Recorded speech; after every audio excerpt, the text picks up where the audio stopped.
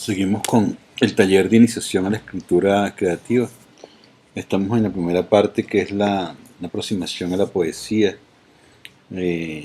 pensando una premisa, una tesis que tenemos de que la poesía es algo que viene de otra parte, de otra dimensión, de una dimensión transhumana, metafísica, y que no está, y que su presencia física se presenta a través de la palabra, pero la estamos viendo su presentación a través de la palabra, pero la palabra lo que está es mostrándonos algo que no tiene presencia física.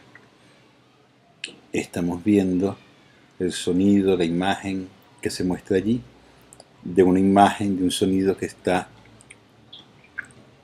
metafísica, que está más allá de lo físico, que está en el mundo de la espiritualidad, de la transhumanidad.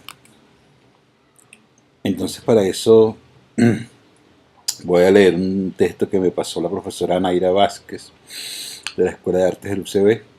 Es El hombre y lo divino, de María Zambrano, Fondo de Cultura Económica. Dice así: del nacimiento de los dioses. Una cultura depende de la calidad de sus dioses, de la configuración que lo divino haya tomado frente al hombre, de la relación declarada y de la encubierta, de todo lo que permite se haga en su nombre, y aún más de la contienda posible entre el hombre y su adorador, y esa realidad de la exigencia y de la gracia que el alma humana a través de la imagen divina se otorga a sí misma. ¿Cómo han nacido los dioses y por qué podría el hombre haberse pasado sin ellos? ¿O es la necesidad humana la que insaciable les hace surgir, manteniéndose escondida para aceptarlos después como algo que ha encontrado sobre y aún en contra de sí misma? Los dioses persiguen al hombre con su gracia y su rencor. Es su primera característica. Solo en esa madurez en la que se insinúa la decadencia de una era, los dioses aparecen impasibles, indiferentes al hombre. En el caso de que haya dioses, no se ocupan para nada de los hombres, decía Lucrecio en la desolación de la cultura grecorromana. Pero esta conciencia vigilante, los dioses estaban ya muertos. Para esta conciencia vigilante, los dioses estaban ya muertos. Mas, cuando los dioses aparecen, se hacen sentir, ante todo, porque se ocupan mucho, tal vez demasiado, de los hombres. Es contra un delirio de persecución que los hombres padecen. Es como un delirio de persecución que los hombres padecen. En lo más hondo de la relación del hombre con los dioses anida la persecución. Se está perseguido sin tregua por ellos, y quien no sienta esta persecución implacable sobre y alrededor de sí, enredada en sus pasos, mezclada en los más sencillos acontecimientos, decidiendo y aún dictando los sucesos que cambian su vida, torciendo sus caminos, latiendo enigmáticamente en el inicio secreto de su vida y de la realidad toda, ha dejado en verdad de creer en ellos.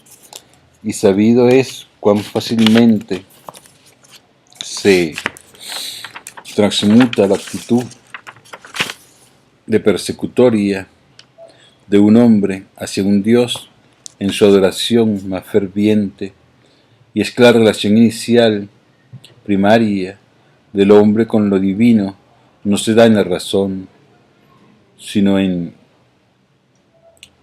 cierto delirio.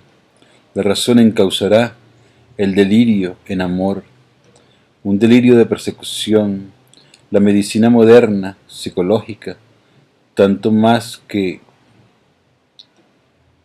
litúrgica, hunde su mirada en este delirio que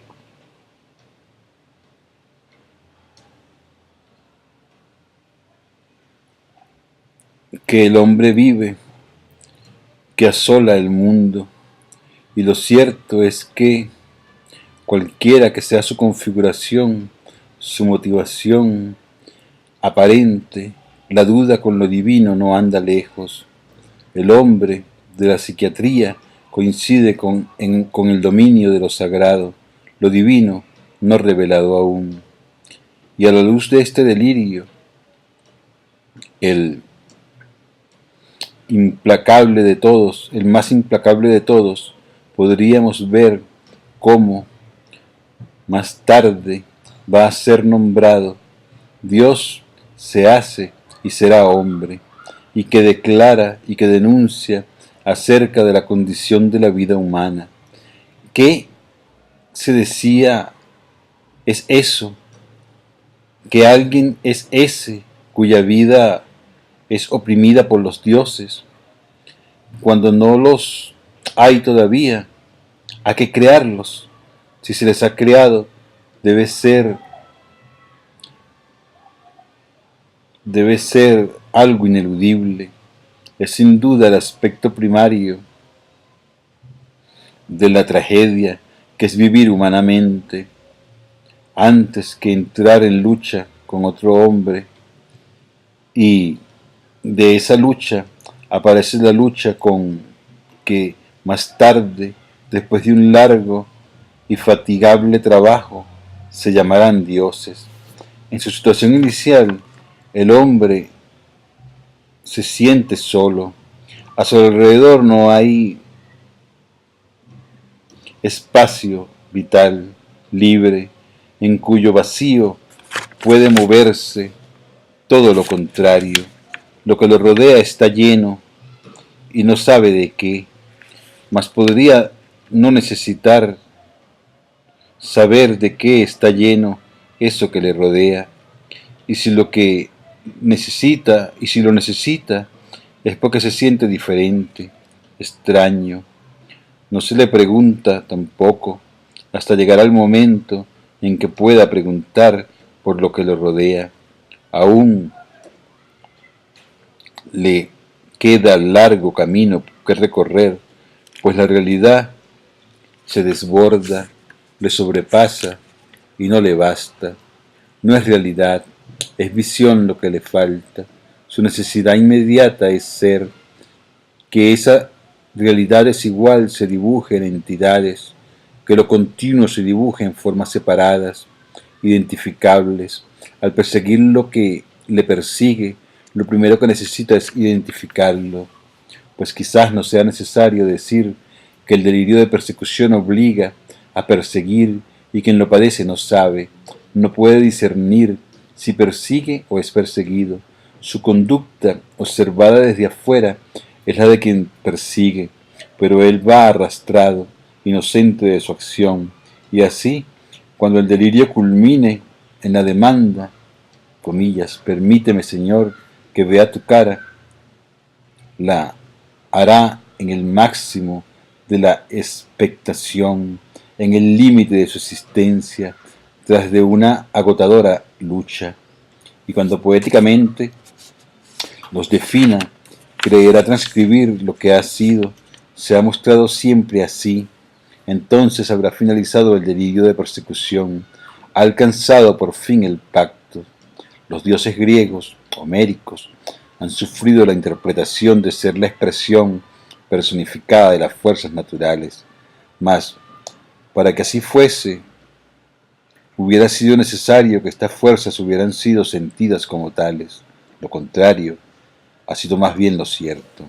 Las fuerzas naturales, la naturaleza, ha sido vista tan solo después de que los dioses, en su perfecta figuración, la dejaron visible, después de haberla despejado de ese algo de que son portadores, después también de que el pacto con ellos había desilusionado al hombre, dejándolo en libertad, pacificado ya de su primer delirio y, por tanto, victorioso. Cita: en la lucha con los dioses, el hombre interpreta la paz como victoria, de ahí que los dioses vuelvan a perseguirle. Pues en el principio era el delirio visionado del caos, de la fe y de la ciega noche. La realidad agobia y no se sabe su nombre. Es continua, ya que todo lo llena y no ha aparecido todavía el espacio, conquista lenta y trabajosa, tanto o más que la del tiempo. Lo primero que se precisa para la aparición de un espacio libre, dentro del cual el hombre no tropiece con algo, es concretar la realidad, en la forma de irla identificando, de ir descubriendo en ella entidades, unidades cualitativas. Es el discernimiento primero, muy anterior al lógico, a la especificación de la realidad en géneros y especies, y que la prepara. Ya no hay cosas ni seres todavía en esta situación, solamente quedarán visibles después de que los dioses han aparecido y tienen nombre y figura.